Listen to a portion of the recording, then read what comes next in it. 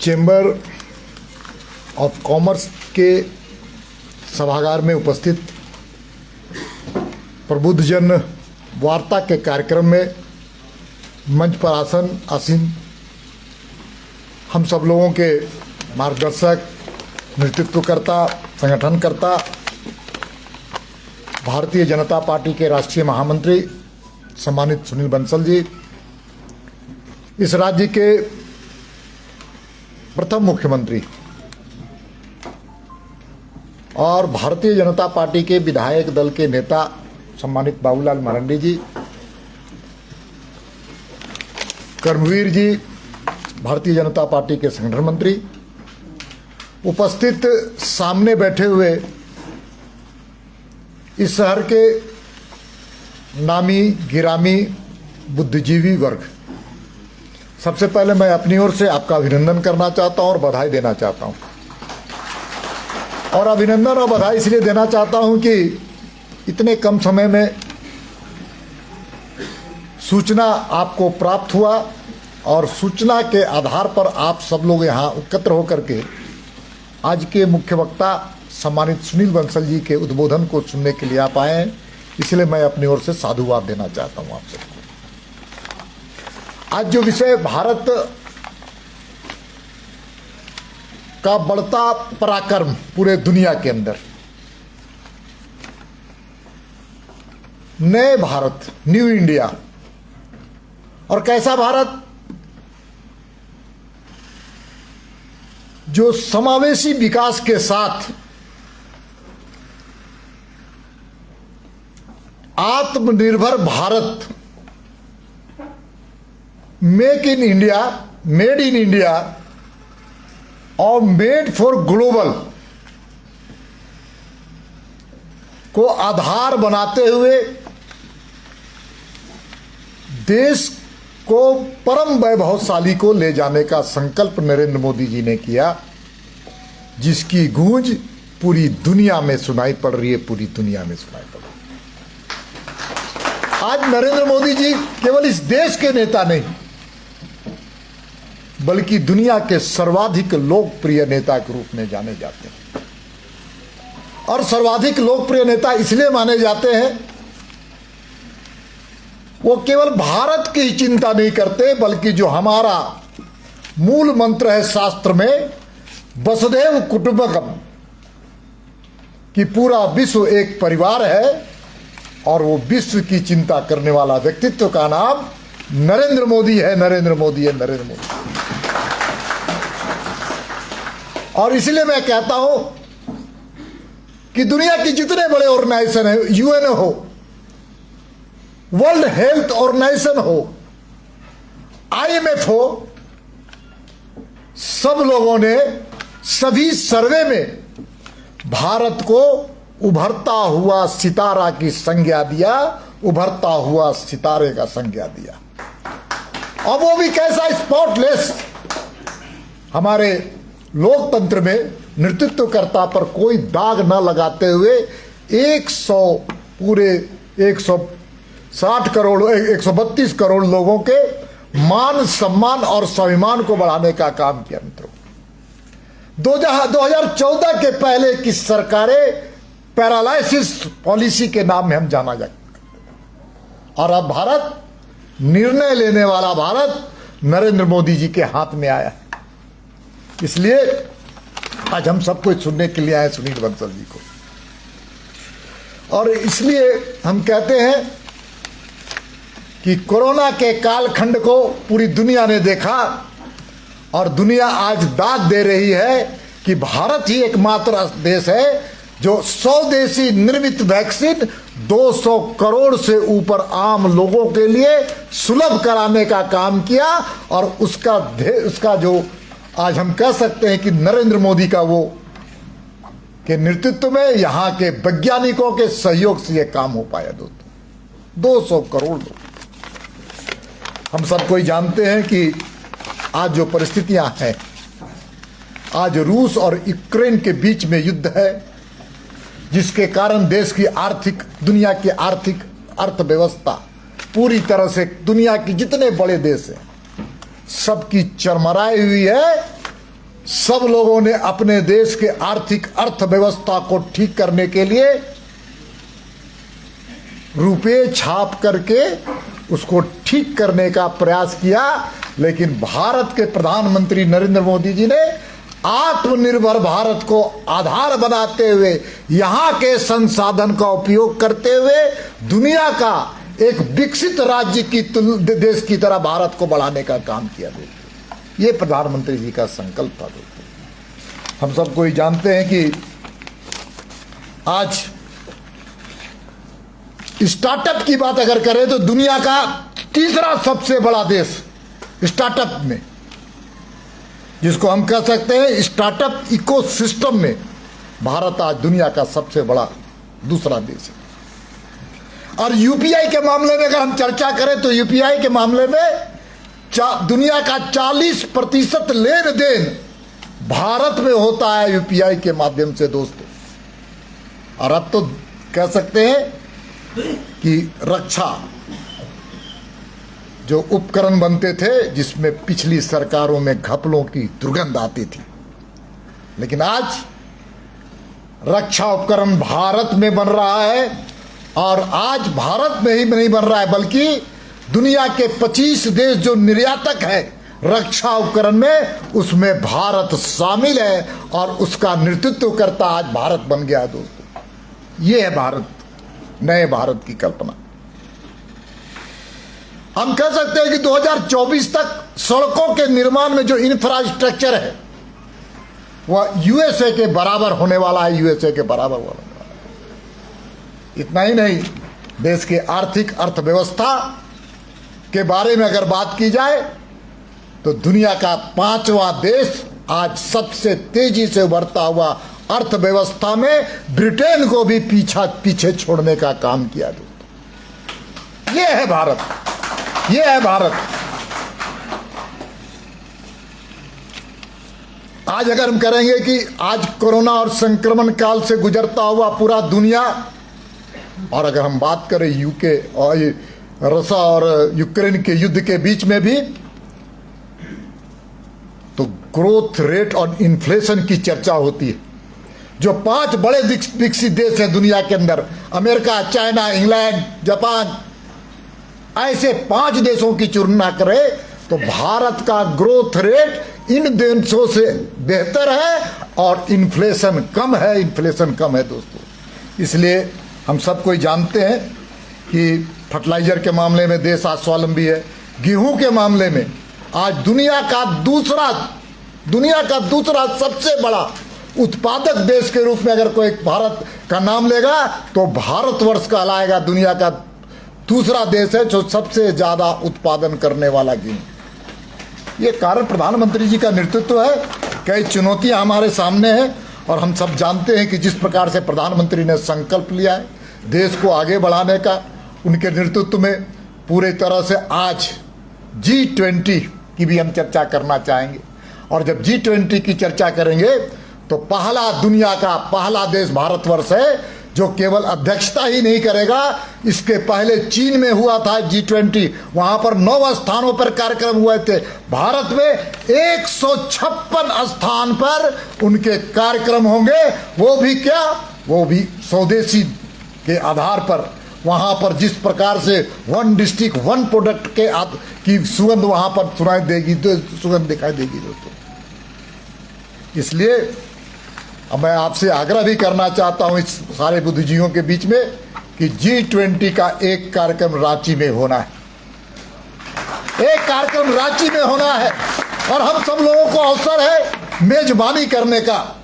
और उस मेजबानी में हम सब लोग एक संकल्प लेंगे कि रांची हमारा भारत में सबसे स्वच्छ शहर है और आगे भी अच्छा शहर स्वच्छ रहे। इसके लिए भी हम सब लोग कार्यक्रम के पहले स्वच्छ Ranchi, neat and clean Ranchi का संकल्प लेकर हर नागरिक रांची का निकल करके रांची शहर को स्वच्छता अभियान के माध्यम से हम उनकी मेजबानी करेंगे। उनको दिखाएंगे झारखंड की संस्कृति, दुनिया में आए हुए सभी राजनीतिकों को झारखंड की हम झलक दिखाएंगे और हम भी देखेंगे दुनिया से आए हुए लोगों का, उनका भी हम सब लोग सौभाग्य प्राप्त होगा। हम वो झारखंड को देखेंगे और हम उनके माध्यम से दुनिया को देखने का भी हम संकल्प। आज ना ज़्यादा बोलते हुए हमारे बीच में सुनील बंसल जी हैं और हम सब लोग उनको सुनने के लिए उत्सुक हैं। आपके बीच और सुनील बंसल जी के बीच में मैं कोई खलनायक की भूमिका अदा नहीं करना चाहता हूं। बहुत बहुत धन्यवाद। धन्यवाद माननीय प्रदेश अध्यक्ष जी, जो आपने बहुत शॉर्ट शब्दों में भारत के विदेश नीति, अर्थनीति सबके बारे में बताया। मैं आप सबके और राष्ट्रीय महामंत्री जी के बीच में थोड़ा सा खलनायक का काम करेंगे कि पूर्व मुख्यमंत्री, झारखंड के प्रथम मुख्यमंत्री श्री बाबूलाल मरांडी जी का हम बाधा बन रहे हैं श्री बाबूलाल मरांडी जी का हम स्वागत करते हुए मंच पर बुलाते हैं कि 2 शब्द यहाँ पर प्रबुद्ध जन वार्ता को के सामने रखें।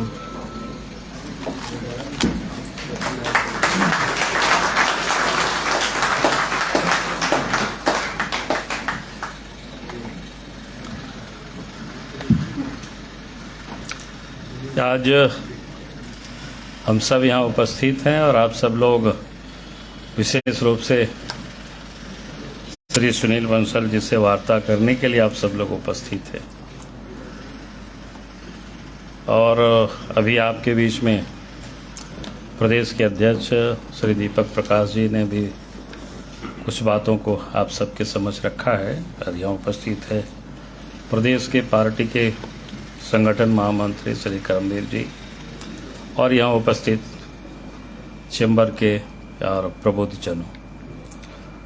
विशेष कुछ तो मुझे कहने को नहीं है, जो कि आप सब लोगों के बीच और आप सब लोगों के साथ बीच बीच में व्यक्तिगत रूप से भी और सम्मिलित रूप से भी कहीं ना कहीं कुछ ना कुछ डायलॉग होते रहता है, वार्ता होते रहता है। इसलिए आप सब लोग पूर्व से भी परिचित है, हमारी बातों को भी जानते हैं, हमें भी आप सब लोग जानते हैं। इसलिए मैं कोई विशेष आपको आज कहूँ, हाँ इतना मैं ज़रूर कहूँगा कि अभी झारखंड को बने ये 22 साल हो गए और 22 वर्षों में मैं ये कहता हूँ कि भाई जब भारतीय जनता पार्टी के नेतृत्व में सरकार बनती है, चाहे देश में हो या प्रदेश में, तो काम होता है, विकास का काम दिखता है जमीन पर। लेकिन वहीं पर अगर आप देखें, दूसरे लोग जब सरकार बनाते हैं तो काम बिल्कुल जमीन पर दिखता नहीं है, वो पूरी तरह से भटक जाता है। चूँकि हम सब लोग परिचित है, मैं इतना ही कहूँगा कि हमें इस बात पर जरूर विचार करना चाहिए। आप सब प्रबुद्ध वर्ग यहाँ बैठे हुए, क्योंकि अभी जिस प्रकार से अभी आप सबको बताए, अगर झारखंड के संदर्भ में ही लेंगे या देश के संदर्भ में भी, क्योंकि मैं तो गांव से आता हूँ और वो भी सुदूर गांव से, ऐसे हमारे गांव तीसरी पड़ता है। तो जब पहली दफ़ा 1998 में पहले MP बने, भारत सरकार में मंत्री बने, तो दिल्ली में लोगों ने पूछा कि आप कहाँ से आते हो, तो हमने कहा कि भाई तीसरी दुनिया से। तो प्रेस के मित्रों ने पूछा कि ये तीसरी दुनिया होता क्या है। मैंने कहा कि भैया चल के देखो, वहाँ आने जाने की सड़कें नहीं है, बिजली नहीं है, यानी जितनी भी जो बुनियादी सुविधाएं वो कहीं दिखता नहीं था गांव में। अगर आप सब लोग आज से 20 साल पूर्व गांव की ओर रहे होंगे या घूमे होंगे तो कितनी कठिनाई होती थी, आप समझ सकते हो। और उस समय हम लोग भी जब कॉलेजों में पढ़ते थे तो लगता था कि पता नहीं गांव के लोग कभी बिजली हम लोग देख पाएंगे कि नहीं, गांव में हमारे यहाँ भी सड़कें होगी कि नहीं होगी। या उस समय तो खैर नेट की और ये मोबाइल की तो कल्पना ही नहीं थी उस ज़माने में। तो ये जो विकास की सामान्यता है, जो बुनियादी चीज़ें हैं, वो लगता था कि पता नहीं कि शायद हम लोगों को ये नसीब नहीं होगी। लेकिन 1998 में भी देश में अटल बिहारी वाजपेयी जी के नेतृत्व में पहली सरकार बनी और रूरल कनेक्टिविटी यानी इस प्रकार से बढ़ी कि आप सोच सकते हो कि भाई कितना गाँव को आज सुविधा हो। आज मैं कह सकता हूं कि झारखंड के आप गांव, आप गाड़ियों से आप जा सकते हो। ठीक है, सड़कें टूटी फूटी कहीं होगी अभी भी, क्योंकि जैसे हमने कहा कि टूटना फूटना ये तो चलते रहता है काम। लेकिन सरकार अगर सतत काम करती है तो उसको ठीक करती है, लेकिन जब काम ही सरकार छोड़ देती है तो 3-4 साल में तो सड़कें टूट जाती है, तो फिर आने जाने में दिक्कतें होती है। तो मैं ये कह रहा था कि बीजेपी के जब नेतृत्व में सरकार बनी, केंद्र में, प्रदेश में, पहले अटल जी के नेतृत्व में, इस समय मोदी जी के नेतृत्व में, आपने देखा होगा कि दोनों ही सरकार की बुनियादी ढांचा को यानी कनेक्टिविटी को जिस प्रकार से ठीक करने की, उसको दुरुस्त करने की जो सरकार की जिम्मेवारी होता है, उस काम को किया। आप कानून व्यवस्था को भी आप देखें, चाहे देश के स्तर पर चाहे प्रदेश के स्तर पर, देश की सरहद की हालत क्या थी उस समय। और झारखंड भी जिस वक्त राज्य बना था उस समय आप सबको याद होगा कि पलामू की तरफ रात में जा नहीं पाते थे, चतरा की ओर जा नहीं पाते थे, किसानों खेत खलिहान छोड़ दिए थे। वैसे हालत में राज्य बना और राज्य में सरकार बनी, तो आपने देखा होगा कि भी राज्य में हालत बदली। यहाँ तो जंगलों में बंकर बना हुआ, तो सारी चीजें, कानून व्यवस्था स्थापित हुआ। मैं इसलिए इस बात को उल्लेख कर रहा हूं कि अगर आज पिछले 3 वर्षों से देखेंगे इस राज्य में कानून व्यवस्था बद से बदतर हो गई। अब तो कोई सुरक्षित नहीं, आए दिन आप देखेंगे क्या हो रहा है हाल राज्य में। तो मुझे लगता है कि हमें इस बात पर विचार करना चाहिए। अगर प्रबुद्ध जन विचार करेंगे, एक प्रकार से यह माहौल बनाना, बताना कि भाई आज देश की क्या हालत है, प्रदेश की क्या हालत बन चुकी है, विकास का सारे काम ठप पड़ा हुआ है। सरकार की मैं मानता हूं कि पहली ड्यूटी होता है कानून व्यवस्था को ठीक करना। अगर आज मैं कहूं तो कानून व्यवस्था के मोर्चे पर सरकार पूरी तरह से विफल। दूसरा जो मामला होता है करप्शन की, भ्रष्टाचार की, आज क्या हालत है भ्रष्टाचार की हमें बताने की जरूरत नहीं है, क्योंकि यहाँ खास करके प्रबुद्ध क्या कहते हैं चैम्बर से लोग जुड़े हुए लोग हैं और ऑफिस में आप सब लोगों को अधिक काम पड़ता है। क्या स्थिति है, क्या हालत है। और आज आप कहीं भी कुछ भी जाए, कोई सुनने वाला नहीं, कोई देखने वाला नहीं है। और ये स्थिति आखिर क्यों पैदा होती है? मेरा स्पष्ट कहना होता है, जब सत्ता के शिखर पर लोग बैठे होते हैं तो मैं एकदम ठेठ शब्दों में लोगों से कहा करता हूं, जब अफसरों से ट्रांसफर पोस्टिंग में पैसा लेना शुरू करे तो करप्शन बढ़ेगा ही, रुकेगा नहीं। आज यही हालत है। विकास योजनाओं में सीधा कोई कमीशन ले अफसरों से, इसके बाद फिर बचता क्या है। आज इस राज्य में यही हो गया। अब तो राज्य में एक प्रकार से टूल्स की तरह अफसरों को यूज किया जा रहा है, यानी उनको वसूली में लगाया हुआ है। अब जिस कारण से आप देखें कि भ्रष्टाचार सब तरफ, जनता बिल्कुल त्राहिमाम कर रही है, परेशान है। अब 3 साल किस प्रकार से बीता, लेकिन लोकतंत्र में तो मुंडी ही गिना जाता है, वहां तो कोई दूसरा और रास्ता नहीं, कोई और विकल्प नहीं होता है। तो इसलिए मैं कहूंगा कि हम प्रबुद्ध जन यहाँ बैठे हुए, हमें इस पर जरूर विचार करना चाहिए। और सरकार में जो बैठे हुए लोग जिस ढंग से आज उनकी जब क्या बोलते हैं गले में जब फंदा फंसते हुए देख रहे हैं, तो किस प्रकार से राजनीति उन्होंने प्रारंभ की, तरह तरह से कि किस प्रकार से राजनीति करना, कैसे यानी दिशा को भटकाने की कोशिश करना। तो हमें इससे सावधान भी हमें रहना। और मैं इतना जरूर कहूँगा कि अब कभी कभी लगता है कि हमें अब प्रबुद्ध जनों को भी अब विरोध करना चाहिए उसमें से, लेकिन वो अब दिखाई नहीं पड़ता है। लोग समझौता कर लेते हैं, लोग व्यक्तिगत रूप से चलो अपनी जैसे भी हो काम चलता है। तो मुझे लगता है कि ये अब नहीं होनी चाहिए। हम सब अब समझौता की राजनीति से थोड़ा आगे बढ़े, तभी राज्य प्रगति करेगा, तभी राज्य का विकास हो पाएगा और तभी यहाँ के लोगों को भी न्याय मिल पाएगी। इसलिए हमने कहा कि तभी कानून व्यवस्था ठीक होगी, तभी करप्शन समाप्त होगी, और ये सारी चीजें समाप्त होगी तो फिर तो विकास का ही काम होगा। तो मुझे लगता है कि उस काम में आप सब लोगों का पार्टी को ऐसी सहयोग मिलता रहा है। लेकिन मैं आज जरूर कहूँगा कि आप सब अगर चाहते हैं कि झारखंड का भी विकास हो, झारखंड आगे बढ़े, तरक्की करे, जिस प्रकार से देश की हम सब लोग तरक्की को देख रहे हैं, जो कि और झारखंड उसमें पिछड़ जाए तो ये ठीक नहीं है। तो उसमें से आप सब लोगों का भी योगदान होना चाहिए। पार्टी की को आप किस प्रकार से योगदान कर सकते हैं आप सबको अच्छी तरह से पता है। तो आप सब का भी सहयोग हमें मिलता रहे पार्टी को, तो निश्चित रूप से हम आप सबको ये भरोसा दिलाते हैं कि झारखंड में फिर से भारतीय जनता पार्टी के नेतृत्व में सरकार बनेगी और जिस प्रकार की सुंदर झारखंड, विकसित झारखंड, कि हम सब लोगों ने जो सपना देखा उसको हम सब लोग पूरा कर पाएंगे।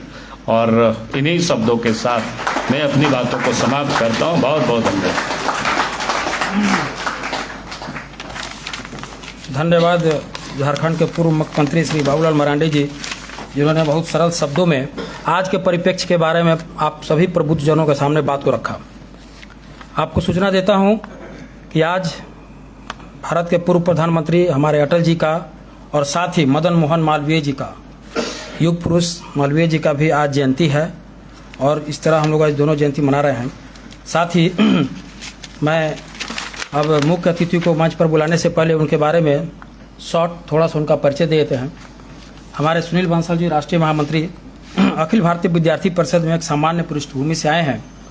बंसल जी 1979 में छात्रों के चुनाव में राजस्थान विश्वविद्यालय के महासचिव भी चुने गए थे। वे भाजपा में शामिल होने से पहले संघ के सदस्य रहे। वहां से उन्होंने अखिल भारतीय विद्यार्थी परिषद के राष्ट्रीय संयुक्त संगठन सचिव के पद तक पहुंचे और विभिन्न पदों पर कार्यरत रहे। वो भ्रष्टाचार विरोधी आंदोलन में सबसे आगे रहे और उन्होंने 2010 में से 14 तक झारखंड यूथ अगेंस्ट करप्शन के राष्ट्रीय संयोजक के रूप में भी सक्रिय भूमिका निभाई। उन्होंने राष्ट्रीय सुरक्षा, भारतीय शिक्षा प्रणाली, प्रणालीगत सुधार आदि पर किताबें और लेख भी लिखे हैं। श्री बंसल जी को 2014 के भारतीय आम चुनाव के दौरान उत्तर प्रदेश का सह प्रभारी नियुक्त किया गया था। साथ ही माननीय राष्ट्रीय महामंत्री जी 2017 के यूपी चुनाव और यूपी के आम चुनाव 2019 में बीजेपी के जीत के प्रमुख योजनाकारों में से एक थे। अभी भाजपा उत्तर प्रदेश के यशस्वी संगठन महामंत्री का दायित्व निभाने के बाद वर्तमान में आप राष्ट्रीय महामंत्री भारतीय जनता पार्टी का पद को संभाल रहे हैं। मैं आमंत्रित करता हूं राष्ट्रीय महामंत्री जी श्री सुनील बंसल जी का कि आकर आप प्रबुद्धजनों के सामने अपनी बात को रखें।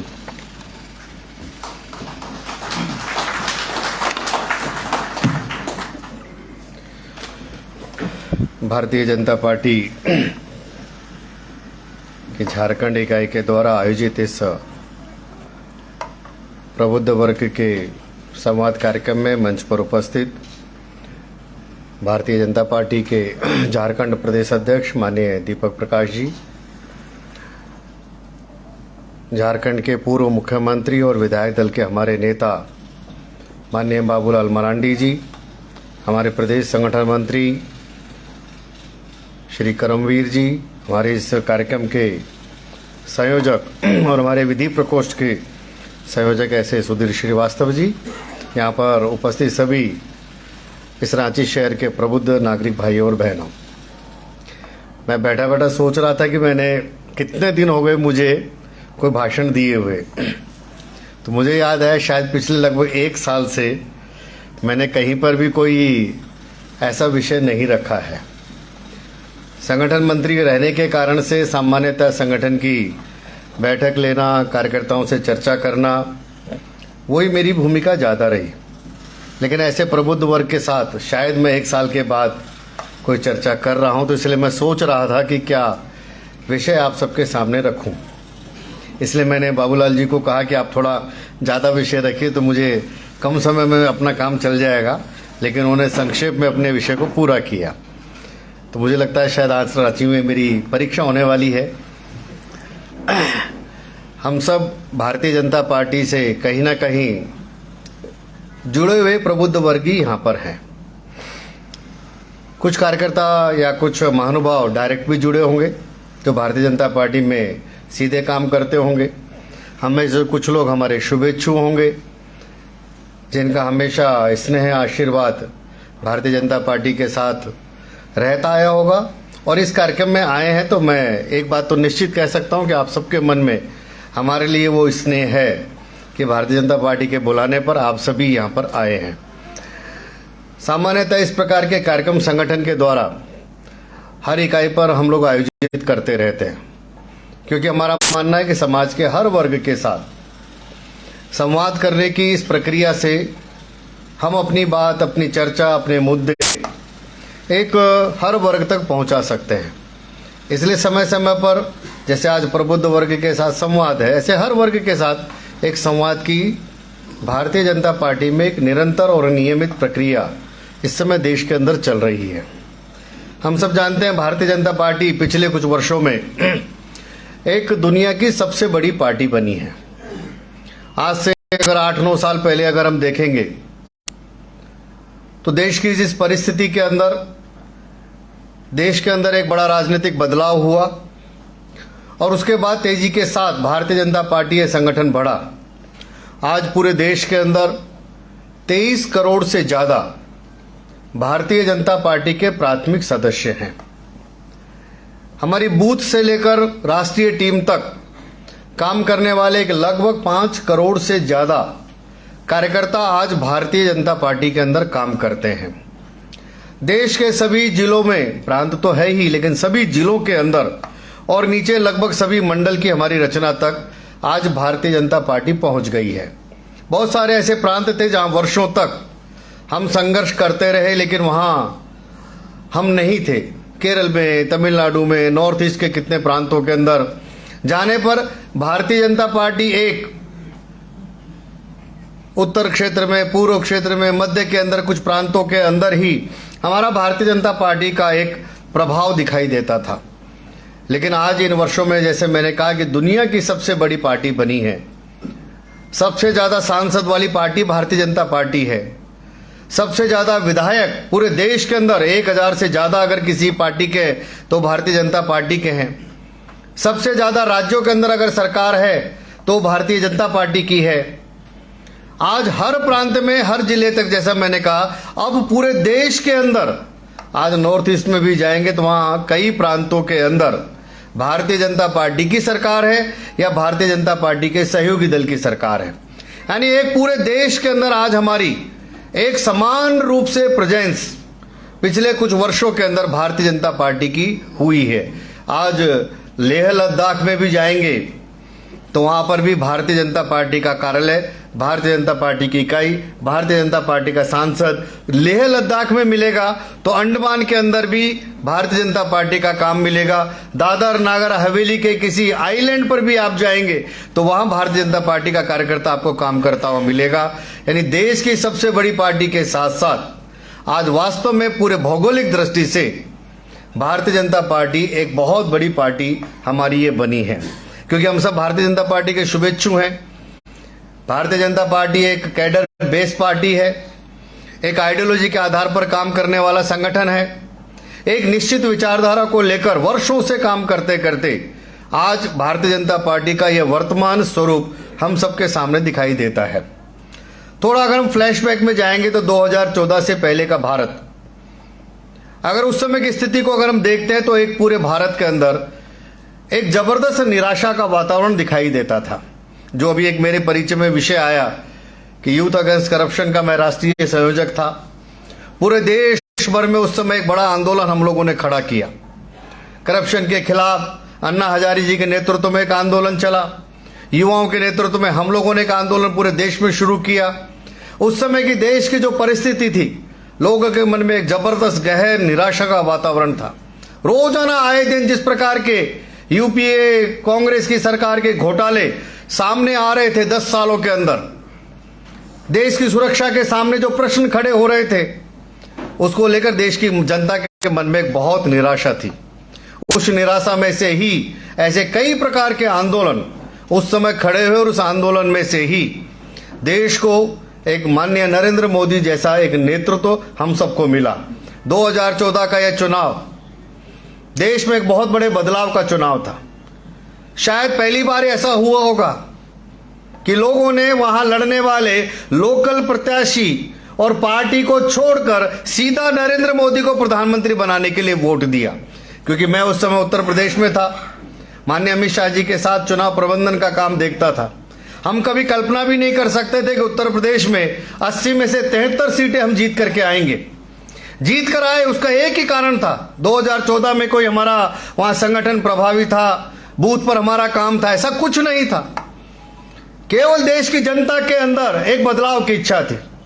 लोगों के मन में एक अपेक्षा थी कि आज इस देश में नरेंद्र मोदी जी जैसा कोई व्यक्ति चाहिए जो देश की हालत को ठीक कर सके, देश की व्यवस्थाओं को ठीक कर सके, देश में एक बड़ा परिवर्तन ला सके। इस जनाकांक्षाओं के कारण से 2014 के अंदर पूरे देश में भारतीय जनता पार्टी के पूर्ण बहुमत की सरकार बनी।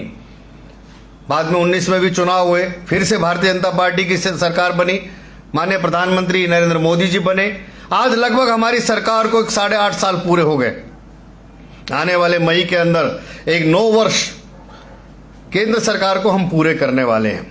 अगर इन 9 वर्षों का एक लेखा जोखा इन 8.5 वर्षों में हमने क्या किया, तो मैं मानता हूं जो भारत की जनता के मन में एक विषय था, लोग भारतीय जनता पार्टी से या हमारी सरकार से क्या अपेक्षा करते थे।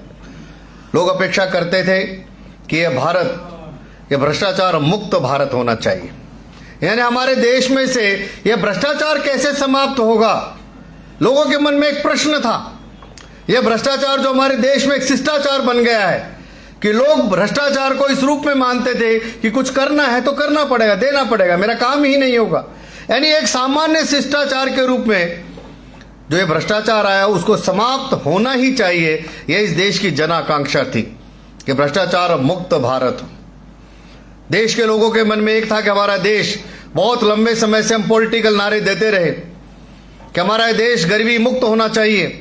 इंदिरा गांधी जी से लेकर कितने ही प्रकार के देश के अंदर अभियान चले होंगे, नारे दिए गए, लेकिन वास्तव में हमारे देश के अंदर यह गरीबी रूपी बीमारी गई नहीं, बढ़ती ही रही।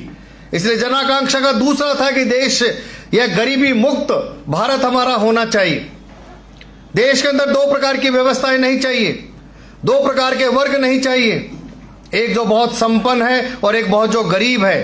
तो धीरे धीरे इस गरीब को भी देश की मेन स्ट्रीम में लाने के लिए कुछ प्रयास होना चाहिए। यानी भारत यह गरीबी मुक्त होना चाहिए। तीसरी जन आकांक्षा थी लोगों की कि भारत यह भय मुक्त होना चाहिए। कई प्रकार के हमारे यहाँ वाद चलते थे, कई प्रकार के विषय चलते थे, कई प्रकार के हमारे यहाँ आपस में छोटे छोटे विषयों को लेकर, चाहे हमारे पड़ोसी देशों से होगा, चाहे अपने देश के अंदर ही हमारे इंटरनल कुछ मैटर होंगे, सभी के अंदर, देश के अंदर एक अलग प्रकार का वातावरण दिखता था। आज कहां पर दंगा होगा मालूम नहीं है, घर से निकले हैं तो वापस लौट कर आएंगे कि नहीं आएंगे मालूम नहीं है, कहां बम विस्फोट हो जाएगा जानकारी नहीं है। ऐसी कितनी ही घटना उस समय पिछले कुछ वर्षों में हमने देखी होंगी। तो लोगों के मन में एक प्रश्न आता था कि हमारा यह देश भय मुक्त होना चाहिए, हमारा यह देश एक सुरक्षित देश होना चाहिए। मैं इस देश का नागरिक हूं तो सुरक्षित दृष्टि से अपने देश से, अपने जीवन में अपने देश में रह सकता हूं, उस प्रकार का जीवन जी सकता हूं। यानी एक सुरक्षित भारत की उनके मन में आकांक्षा थी कि हमारा देश एक सुरक्षित देश रहे। लोगों के मन में एक और आकांक्षा थी कि हमारा यह देश एक आत्मनिर्भर देश बनना चाहिए। कब तक दुनिया के कई देशों के सहारे हम अपने देश में कुछ बातें करते रहेंगे, हमारे देश में नहीं है, बाहर से लेकर आओ, वहां से लाओ, हम दुनिया से मांग मांग कर अपने देश को चलाते रहेंगे। हमारे देश की आवश्यकता को अपना ही देश पूरा कर सकता है।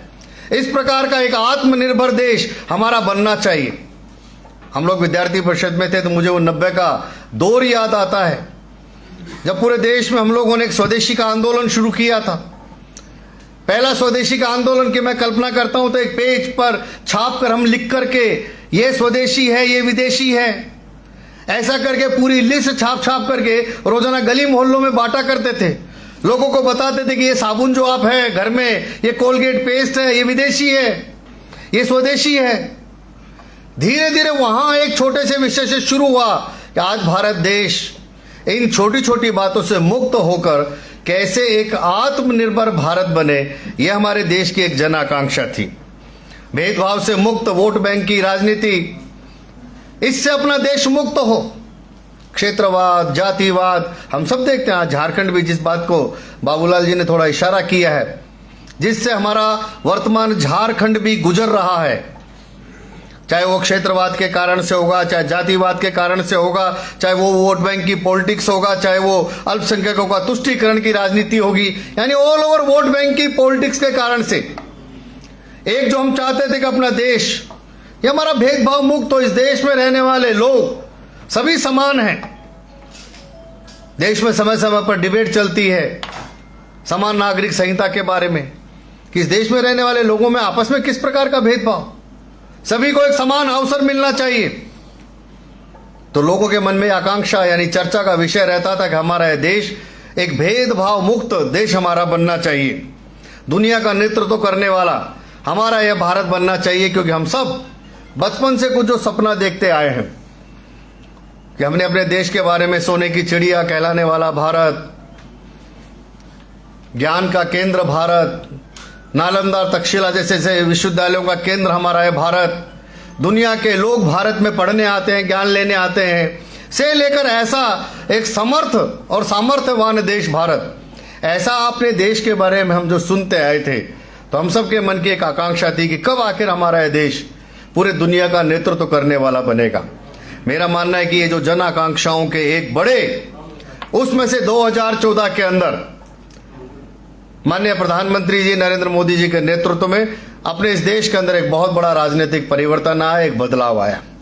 और इन 8-9 वर्षों के अंदर अगर हम देखेंगे तो मैं उसके विस्तार से चर्चा नहीं कर रहा हूं, लेकिन हर मुद्दे पर अगर हम चर्चा करेंगे तो आप सब यहां बैठे हुए लोग इन सब बातों का उत्तर आप स्वयं दे सकते हैं कि कैसे धीरे धीरे पूरे देश के अंदर बदलाव आया है। हम गरीबी मुक्त भारत की बात करते हैं तो 100 से ज्यादा योजनाएं पिछले 9 वर्ष के अंदर इस देश के अंदर आई है, जिसके कारण से हमारे इस देश में जो गरीब आदमी है उसके जीवन के अंदर कैसे बदलाव आया है। मैं छोटी छोटी कुछ बातें बताता हूं। अभी बाबूलाल जी ने कहा, कनेक्टिविटी की बात कही, गांव तक बिजली पहुंच गई। हमको नहीं लगता, क्योंकि हम सब रांची में रहते हैं, मैं दिल्ली में रहता हूं, लेकिन एक गांव के व्यक्ति जिसने कभी जिंदगी के अंदर अपने गांव के अंदर बल्ब जलते हुए नहीं देखा, मैंने एक ऐसा गांव देखा है जिस गांव के अंदर जब पहली बार बिजली आई, लखनऊ के पास का मोहनलालगंज का ब्लॉक का एक छोटा सा गांव, जब वहां पहली बार बिजली पहुंची और बिजली का शुरू होने वाली थी, उस समय प्रत्यक्ष में वहां उस गांव के अंदर मौजूद था। गांव के सब लोगों को इकट्ठा किया, लोग इकट्ठा थे कि हमारे गांव के अंदर भी बिजली आने वाली है, और जो ही बिजली आई हर घर के अंदर पहली बार बल्ब जला। आप उस गांव के लोगों के चेहरे पर वो खुशी देख सकते हो कि कैसे इतने सालों देश की स्वाधीनता के बाद लखनऊ से 60 किलोमीटर दूर एक गांव के अंदर बिजली नहीं पहुंची है। वर्षों तक गांधी परिवार जिस अमेठी और रायबरेली का नेतृत्व करता रहा, उस अमेठी के कितने गांवों में बिजली माननीय प्रधानमंत्री मोदी जी के नेतृत्व में पहुंची है। ब्लॉक के ब्लॉक जहां बिजली ही नहीं थी, लेकिन एक गांव में जब बिजली पहुंचती है तो केवल बिजली नहीं पहुंचती है, केवल उसके घर में बल्ब नहीं जलता है। जब उसके घर में बिजली पहुंचती है तो एक पावर प्लग भी लगता है। पावर प्लग लगता है तो व्यक्ति अपना छोटा सा मोबाइल खरीद के लाता है, मोबाइल को रिचार्ज करने की व्यवस्था बन जाती है, वो मोबाइल का उपयोग करना शुरू करता है, धीरे धीरे सक्षम होता है। बिजली आती है तो अपने घर में टीवी भी ले आता है, वो देश की सारी खबरों को टीवी पर देखने लगता है। एक बिजली उसके जीवन के अंदर कैसा बड़ा परिवर्तन लेकर आ सकती है, इसको आप सोचिए। जो पूरी दुनिया से कटा हुआ आदमी है, एक बिजली से वो पूरी दुनिया के साथ में जुड़ जाता है, केवल मात्र एक बिजली से। एक प्रधानमंत्री जी ने उज्ज्वला का गैस फ्री दिया, 8 करोड़ से ज्यादा ऐसी महिलाओं के जीवन के अंदर बदलाव आ गया। जो महिला रोजाना लकड़ी काट कर लाती है, कल मैं परसों खूंटी जिले के किसी गांव में हम लोग गए थे, मैंने देखा पूरे रास्ते भर महिलाएं वहां काम कर रही थी। वनवासी पूरा ट्राइबल क्षेत्र है वहां पर। आप कल्पना करिए, महिलाएं लकड़ी ला रही हैं, चूल्हा जला रही हैं। आप सोचिए उन महिलाओं का कितना समय बचा होगा। 8 करोड़ परिवारों को एक गैस का कनेक्शन देने से महिलाओं का समय बचा। आज उन महिलाओं से जाकर पूछिए जगह जगह, उस बचे हुए समय में वो महिलाएं कोई सेल्फ हेल्प ग्रुप में काम कर रही है, कोई किसी आंगनबाड़ी के साथ काम कर रही है, अपने परिवार के लिए उस समय को बचाकर कुछ एक्स्ट्रा इनकम करके अपने परिवार की व्यवस्था चला रही है। केवल एक कनेक्शन दे दिया, उसके कारण से उसके स्वास्थ्य में बदलाव आ गया, धुएं से उसका बचाव हो गया, उसके साथ साथ उसके परिवार में कैसे बदलाव आया है। एक जनधन का अकाउंट, हमको लगता होगा कि क्या है, फ्री में अकाउंट सबका खोल दिया, लेकिन फ्री में अकाउंट नहीं खोला। फ्री के अकाउंट के साथ साथ आप देखिए, आज देश में जितनी सब्सिडी जाती है उसका करप्शन समाप्त हो गया। जब अकाउंट नहीं होते थे तो हमारे पहले के प्रधानमंत्री कहते थे ना कि मैं यहां से इतना पैसा भेजता हूं और वहां जाकर इतना पैसा पहुंचता है, बीच का इतना पैसा वो करप्शन में चला जाता है। लेकिन आज दिल्ली से प्रधानमंत्री जी जितना पैसा भेजते हैं वो 100% जिस व्यक्ति के अकाउंट में जाना उस व्यक्ति के अकाउंट में जाता है। किसान सम्मान निधि 2000, प्रधानमंत्री जी यहाँ बटन दबाते हैं, शाम तक सभी किसानों का मोबाइल टू टू टू टू टू टू करने लगता है, 2000 रुपये आ गए, 2000 रुपये आ गए। यानी सरकार की सारी योजनाओं के जो लाभार्थी हैं उनको सारी की सारी चीजें आज उस जनधन अकाउंट के माध्यम से वहां पहुंच जाती है। सिस्टम में ट्रांसपेरेंसी आ गई। गरीब कल्याण की ऐसे कितने ही प्रकार की योजनाएं, कैसे बदलाव की बातें हैं, एक लंबी कहानी उनकी सुनाई जा सकती है। हमारे लिए वो छोटी बात हो सकती है, लेकिन किसी गरीब व्यक्ति के घर में शौचालय बनने से उसके घर में कैसे बदलाव आया है, जाकर के उसकी कहानी आप सुनिए। छोटा सा व्यक्ति है, घर में शौचालय बनने से वहां उन महिलाओं के जीवन में क्या बदलाव आया है, उनका सोचने का तरीका कैसे बदल गया है, उनके जीवन का स्तर कैसे बदल गया है। इसलिए जो एक गरीबी मुक्त भारत का जो एक सपना था, इन 8-9 सालों के अंदर अगर देखेंगे तो एक लंबी श्रृंखला है जो माननीय मोदी जी के नेतृत्व में देश में इन सभी गरीबों को इनका जीवन स्तर बढ़ाने के लिए एक प्रयास हुआ। क्योंकि हमारा स्पष्ट रूप से मानना है कि देश के अंदर जो यह गांव में रहने वाला गरीब व्यक्ति मजदूरी करता है, अपने जीवन के लिए रोजाना संघर्ष कर रहा है, अगर वो आगे नहीं बढ़ेगा तो भारत आगे नहीं बढ़ेगा। इसलिए समाज में रहने वाले सभी वर्गों के बारे में, सभी प्रकार के लोगों के बारे में सोचना, इस दृष्टिकोण से, चाहे वो गरीबी के क्षेत्र में काम हुआ होगा, चाहे जो मैंने कहा कि भ्रष्टाचार को लेकर हम सबको मालूम है कि देश के अंदर आज कम से कम एक पॉलिटिकल करप्शन रुक गया है। पिछले 9 वर्षों में हम ये नहीं कह सकते हैं कि देखो मोदी जी की सरकार, भाजपा की सरकार आने के बाद ये करप्शन हुआ। उससे पहले रोजाना किस प्रकार के करप्शन की घटनाएं हमारे सामने आती थी। आज देश के अंदर यह भ्रष्टाचार रुका है। भ्रष्टाचार को रोकने के लिए जिस प्रकार की व्यवस्थाएं बननी चाहिए थी, धीरे धीरे उस प्रकार की व्यवस्थाएं बनी हैं। काले धन, ब्लैक मनी से लेकर सभी विषयों को लेकर देश के अंदर माननीय मोदी जी के नेतृत्व में एक बहुत बड़ा काम किया गया है। हमारा चाहे वो भय मुक्त सुरक्षित भारत बनाने की बात हो, ठीक है, आए दिन छुटपुट घटनाएं अभी भी होती रहती हैं। पाकिस्तान कभी हमारे बॉर्डर में घुसने का प्रयास करता रहता है, कभी चाइना हमारे बॉर्डर पर प्रयास करता रहता है। लेकिन पहले का भारत देखिए और आज का भारत देखिए। अगर माना एक आतंकवादी भारत में घुसने का प्रयास करता है तो हमारी सेना क्या कार्रवाई करती है। आज चाइना के बॉर्डर पर स्थिति हम सब जानते हैं, रोजाना आए दिन हम वीडियो देखते रहते हैं। आज हमारी सेना वहां डटकर खड़ी हुई और मुकाबला करने के लिए तैयार है। आज भारत में कोई आतंकवादी हमला करके चला जाता है तो भारत देखने वाला भारत नहीं है, भारत जवाबी कार्रवाई करने वाला भारत है। सर्जिकल स्ट्राइक करके उनके घर में जाकर उन आतंकवादियों को मारने का काम करता है। यानी भारत की अब भूमिका केवल देखने वाली है ऐसा नहीं है, सहन करने वाले हैं ऐसा नहीं है, कंप्लेंट करने के लिए जाएंगे, हम अमेरिका को बताएंगे, हम यूएनओ में शिकायत करेंगे। अब भारत उस प्रकार का कंप्लेंट करने वाला, शिकायत करने वाला नहीं है। हमको कोई अगर छेड़ेगा तो हम उसको नहीं छोड़ेंगे। इस भूमिका में आज भारत अपनी सुरक्षा को लेकर एक पूरे दुनिया के अंदर उभरता हुआ दिखाई देता है। भारत की आज पूरे दुनिया के अंदर जो एक भूमिका बदल रही है, एक नए प्रकार का भारत बन रहा है, जिसको लेकर मोदी जी कहते हैं न्यू इंडिया, एक नया भारत, दुनिया का नेतृत्व करने वाला भारत। बहुत सारे विषय जो हमारे कोविड मैनेजमेंट का लेकर होगा, या दुनिया में जिस प्रकार के अभियान हमने चलाए हैं। लेकिन मैं एक बात की कल्पना कभी करता हूं, कई बार मैं सोचता हूं कि हमने कभी मन में सपना सोचा करते थे कि ऐसा होगा क्या, लेकिन आज वो सारी बातें अपनी आंखों के सामने होता हुआ हम देख रहे हैं। मुझे अच्छी तरह से वो याद है जब बनारस में प्रधानमंत्री जी आए थे, पहली बार स्वच्छता के अभियान की शुरुआत हुई थी, तो उन्होंने वो कहा कि प्रधानमंत्री जी एक जगह पर सफाई अभियान करेंगे। तो हमने जो ही गंगा नदी से निकलते हुए गली, भाई चलो ठीक है, प्रधानमंत्री जी ने रुके और यहाँ सफाई करेंगे। मुझे लगा आश्चर्य, प्रधानमंत्री जी क्या, लेकिन प्रधानमंत्री जी हम सब लोग उनके साथ, हमको लगा थोड़ा फोटो मीडिया इवेंट होगा, हो जाएगा फोटो। मैंने देखा प्रधानमंत्री जी तो पूरा आधे घंटे लग गए वहां, पूरा लेके प्लास्टिक निकाल रहे हैं नाली के अंदर से, ये निकाल रहे हैं, वो निकाल रहे हैं। यानी बाकी सब लोग देख रहे हैं, लेकिन वास्तव में स्वच्छता क्यों करनी है।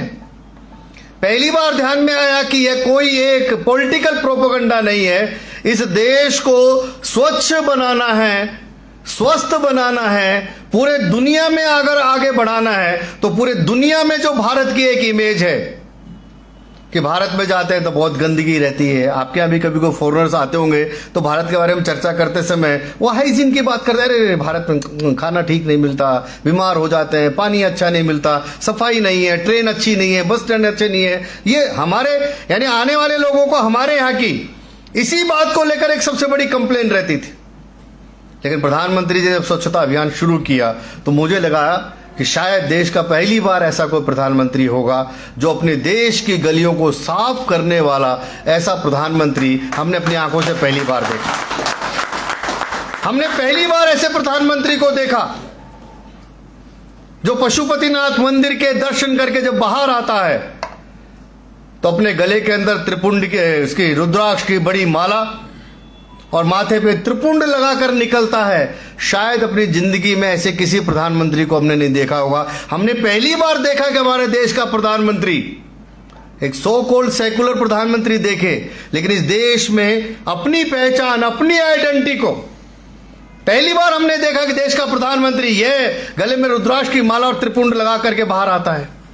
हमने पहली बार ऐसे प्रधानमंत्री को देखा जो अमेरिका की धरती पर मेडिसिन स्क्वायर पे खड़ा होकर वहां लोगों के सामने भारत माता की जय और वंदे मातरम का नारा लगाने वाला प्रधानमंत्री हमने पहली बार देखा।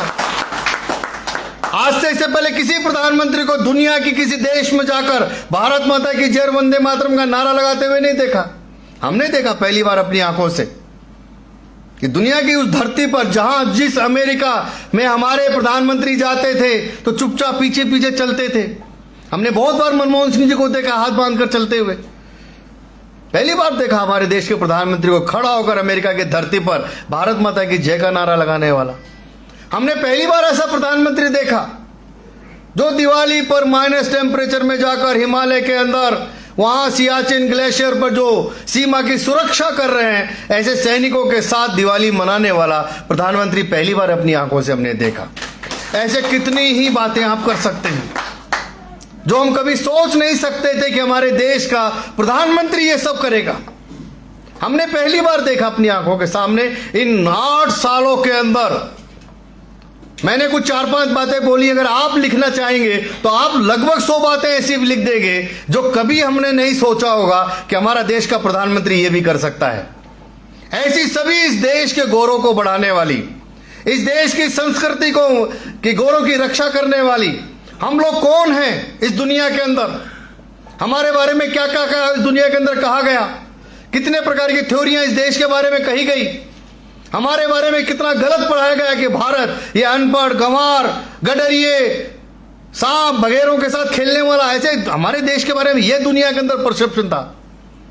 यानी पूरे दुनिया में जो एक नैरेटिव भारत का था, हमारी पहचान से लेकर हमारी संस्कृति, हमारे गौरव के पल, उन सबको लेकर देश पूरी दुनिया में जो एक बनाया गया था, आज 8 साल के बाद हम सब लोग गौरव के साथ कह सकते हैं कि पूरी दुनिया के अंदर इस देश का मान और सम्मान बढ़ाने का काम मोदी जी ने किया है। हम सोच नहीं सकते थे कि धारा 370 कभी हट जाएगी। एक दिन अचानक 370 धारा हट जाती है। कश्मीर इस देश का अविभाज्य अंग है, हमारे देश का मुकुट है। इस कश्मीर की रक्षा के लिए भारतीय जनता पार्टी के संस्थापक श्यामा प्रसाद मुखर्जी ने अपना बलिदान दिया। केवल श्यामा प्रसाद मुखर्जी नहीं, कितने सैकड़ों कार्यकर्ताओं ने बलिदान दिया। मुझे अच्छी तरह से याद है उस आतंकवाद के दौर के अंदर हम लोगों ने भी चलो कश्मीर जाएंगे और जहां लाल चौक पर तिरंगे का अपमान हुआ है वहीं जाकर तिरंगा फहराएंगे। पूरे देश भर के हजारों नौजवान, हम भी वहां गए थे, मैं भी गया। 3 दिन तक उधमपुर की जेलों के अंदर हम सब लोग बंद रहे। कितने लोगों ने संघर्ष किया होगा, कितने लोगों ने बलिदान दिया। हजारों लोग कश्मीर के अंदर मारे गए उस आतंकवाद के कारण से, केवल 370 धारा के कारण से। प्रधानमंत्री जी के 19 में दोबारा प्रधानमंत्री बनने के बाद धारा 370 ये नासूर भारत की में से समाप्त हो जाता है। जिस राम मंदिर को लेकर के वर्षों तक आंदोलन चलता रहा, भगवान श्री राम की जन्मभूमि हमारे लिए हमारे एक प्रतीक है। एक लंबी लड़ाई हमारे यहाँ के समाज ने उसको लेकर के की, कोर्ट में लंबे समय केस चला और आज वहीं उसी अयोध्या में भगवान श्री राम की जन्मभूमि पर एक बहुत बड़ा भव्य मंदिर बन रहा है। केवल वो एक मंदिर नहीं है, वो इस देश के स्वाभिमान का प्रतीक है। जिन आतताइयों ने आकर के इस देश की सांस्कृतिक रूप से इन चीजों पर हमला किया, हमारा यह समाज वापस खड़ा होकर हम अपने उस स्वाभिमान के प्रतीक को दोबारा बना करके सबके सामने लेकर के आ रहे हैं। वो करने वाले माननीय प्रधानमंत्री नरेंद्र मोदी जी हैं। काशी विश्वनाथ की उन गलियों को जाकर के देखिए, बहुत छोटी छोटी गलियों से हम काशी विश्वनाथ का दर्शन करने जाते थे। मैं तो उस पूरे प्रोजेक्ट में शुरू में बहुत इन्वॉल्व रहा हूं। मैंने बदलते देखा उस काशी विश्वनाथ कॉरिडोर को। योजना बनने से लेकर क्रियान्वयन होने तक मेरे मन में भी कल्पना नहीं थी कि बनने के बाद ही ऐसा स्वरूप इसका होगा। आज बाबा विश्वनाथ का एक भव्य कॉरिडोर वहां पर दिखता है। आज महाकाल में उज्जैन में जाइए तो भव्य कॉरिडोर वहां पर दिखता है। आज केदारनाथ जी के यहां जाइए तो बाबा केदारनाथ का एक भव्य कॉरिडोर हमको वहां पर दिखता है। देश में केवल यही नहीं, आप हैदराबाद के पास चाहिए तो रामानुजाचार्य जी का एक बहुत बड़ा भव्य, यानी दुनिया के अंदर जिस बात को लेकर भारत जाना चाहता था, हमारी आध्यात्मिकता के कारण से आज धीरे धीरे फिर उस प्रकार का ये आध्यात्मिक भारत का एक डेवलपमेंट माननीय मोदी जी के नेतृत्व में हो रहा है। इसलिए जो मैंने कहा कि एक बदलते हुए भारत को, एक उभरते हुए भारत को, एक विकसित भारत को पिछले 8 साल में धीरे धीरे गरीबी मुक्त होते हुए, एक भय और भेदभाव से मुक्त होते हुए इस प्रकार का एक नया भारत बनते हुए देख रहे हैं। आज इसके अंदर के देश में कोई वोट बैंक की पॉलिटिक्स नहीं है। आज कोई किसी प्रकार की जाति क्षेत्र की राजनीति नहीं होती है। गरीब का है तो गरीब चाहे किसी वर्ग का हो, धर्म का हो, सभी के लिए वो योजना है। वो भारतीय जनता पार्टी को वोट देता है, नहीं देता है, हमारी योजना है सबके लिए, हम उसमें कोई भेदभाव नहीं कर रहे। आज मोदी जी के नेतृत्व में इस प्रकार का एक नया भारत बनने का सपना है। जो मैंने कहा कि 2014 से पहले एक जो जनाकांक्षाएं लोगों की थी, वो जनाकांक्षाओं को पूरा करने का काम आज मोदी जी के नेतृत्व में पूरे देश के अंदर चल रहा है। मेरा मानना है कि आप जैसे सभी प्रबुद्ध लोगों के शुभकामनाओं से, स्नेह से भारतीय जनता पार्टी का यह संगठन जैसे निरंतर प्रगति कर रहा है, जिस प्रकार से मोदी जी के नेतृत्व में एक नया भारत बनते हुए हम देख रहे हैं। पूरे दुनिया का नेतृत्व आज भारत करता हुआ दिखाई दे रहा है। दुनिया के अंदर आज भारत का एक सम्मान जो बढ़ रहा है। दुनिया के सारे देश, पहले हम दोस्ती करने जाते थे, आज दुनिया के सारे देश भारत से दोस्ती करना चाहते हैं। भारत की हमारी ये लोगों की एक बहुत बड़ी जो हमारी ताकत है, केवल 135 करोड़ लोग नहीं, 135 करोड़ लोगों के साथ साथ एक बहुत बड़ी इस देश के अंदर टैलेंट भी है। तो उस टैलेंट के बल पर आज ये मोदी जी के नेतृत्व में जो हमारा देश आगे बढ़ रहा है, जो हम सब का एक सपना है कि हमारा ये भारत भी एक विकसित भारत बनेगा। आने वाले दिनों में इस प्रकार का भारत बनते हुए हमारी ये जो आज समूह यहाँ पर बैठा हुआ है, आने वाले कुछ वर्षों में इस प्रकार का भारत हम देख पाएंगे। आप सभी का आशीर्वाद और स्नेह भारतीय जनता पार्टी के कार्यों को मिलता रहे। समय समय पर इस प्रकार के संवाद के कार्यक्रम हम लोग करते ही हैं। मेरा अंत में आप सभी से निवेदन है कि भगवान ने आप सबको सामर्थ्यवान बनाया है। आप सभी सक्षम लोग हैं, समाज को सही दिशा और नेतृत्व भी दे सकते हैं। ऐसा समूह आज यहाँ पर है। तो आने वाले दिनों के अंदर अपने इस झारखंड के अंदर भी जिस प्रकार का एक बदलाव, एक परिवर्तन हमारे यहाँ पर भी जो अपेक्षित है, झारखंड के विकास के लिए आवश्यक है, क्योंकि झारखंड का विकास होगा तब भारत का विकास होगा। झारखंड जैसे कुछ प्रांत अगर पिछड़े रहेंगे, कमजोर रहेंगे, भ्रष्टाचार से युक्त रहेंगे, जातिवाद और क्षेत्र की पॉलिटिक्स चलती रहेगी, उसके आधार पर कोई अगर एक प्रांत भी हमारा पिछड़ा हुआ रहता है तो कहीं ना कहीं भारत को आगे बढ़ने में थोड़ा गति को कमी आती है। अगर हम भारत को आगे बढ़ाना चाहते हैं तो भारत के सभी प्रांतों के अंदर एक सुशासन, गुड गवर्नेंस, सेवा, गरीब कल्याण के लिए इस प्रकार की एक सरकार यहाँ पर भी बनेगी तो तेजी के साथ हम भारत को आगे लेकर जा पाएंगे। इस प्रकार का निवेदन करते हुए अपनी बात को समाप्त करता हूँ। सभी को नमस्कार, धन्यवाद।